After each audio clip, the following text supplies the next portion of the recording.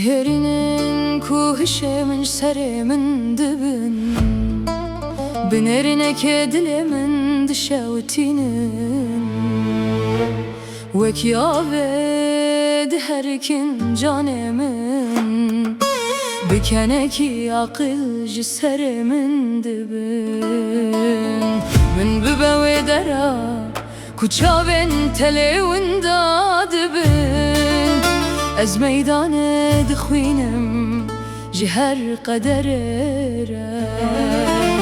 Ne temenek hezar sed sal derbas bibin jî Ez dest ji vevîne bernadim Sonda min heye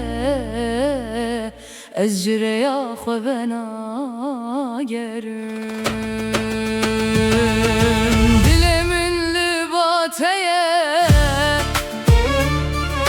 Hişemin libateye Şev û roj ez her bitereme Kenekî tebessimine Winda dibim di çavên te de Min navê tel hemû stêrkan nivîsand Rojên bete ji bo min her nîvcane Tenê tu di duayên min de hey Ez winda dibim di wan çavên te yên xezanî de Tenge te di bizim hundirê min dibe agir Tu li ba min biyara mîlê dibe derya Vedilê din tenê ber bi te ve dibeze Her tişt bi te re dibe wa te bi te re dibe jiyan Gotin nagî hêjin vedilê Ji te pê ve kesî nabîne agirê Ve evîne heta me şereket nayê ve mirandin Ez dest ji ve evîne bernadim tu zanî Sonda min heye ez ji rêya xwe venagerim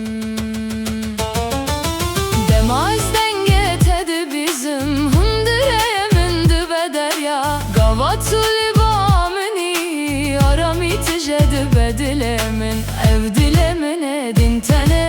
ber bi te ve dibeze Her tişt bi te re dibe wa te Bi te re dibe wa te Dilê min li ba te ye Hişemin li ba te ye Şev û roj ez her bitereme Kenekî tebessimine Winda dibim di çavên te de Min navê te li hemû stêrkan nivîsand Rojên bê te Ji bo min her nîvcane Tenê tu di duayên min de hey Ez winda dibim di wan çavên te yên xezanî de